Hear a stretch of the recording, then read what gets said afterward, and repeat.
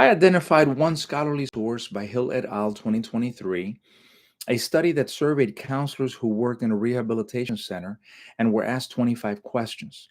The study surveyed 13,017 rehabilitation counselors and received 689 responses involving ethical dilemmas those counselors had faced. The survey did not contain data on counselors disciplined for violations, but it did include qualitative data from participants who indicated that existing policies required stronger enforcement to include executing the disciplinary actions outlined in those policies and state regulations.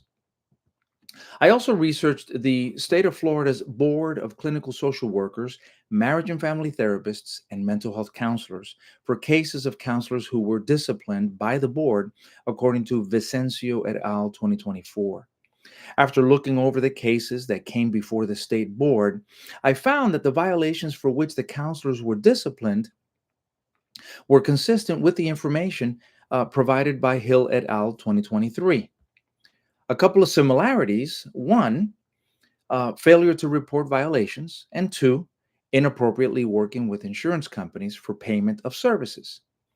A difference between Hill et al.'s 2023 findings and the Florida board was that one counselor met the board to voluntarily relinquish their license, according to Vicencio et al. 2024.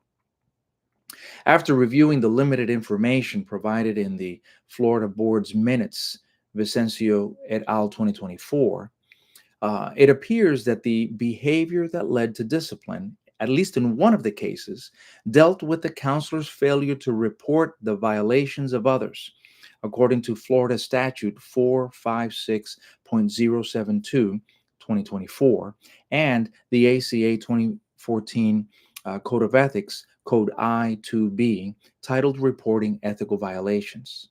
The outcome of the board discipline was issuing a reprimand to the counselor regarding payment of an administrative fine within 1 year and 26 hours of continuing education within 120 days.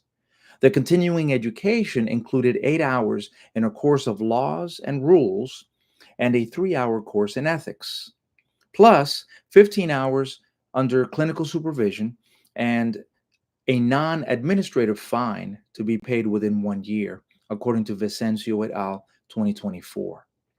Now, regarding counselor impairment, the ACA 2014 Code of Ethics, codes C2G and F5B, state that counselors and counseling students keep an eye on themselves for signs of impairment.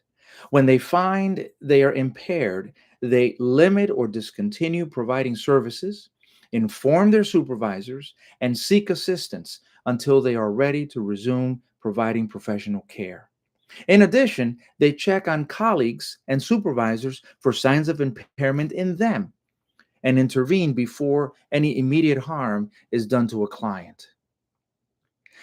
Finally, my faith informs me to employ myself with excellence because I am first working for the Lord Jesus Christ, according to the New International Version, 2008, Colossians chapter 3, verse 23 through 24.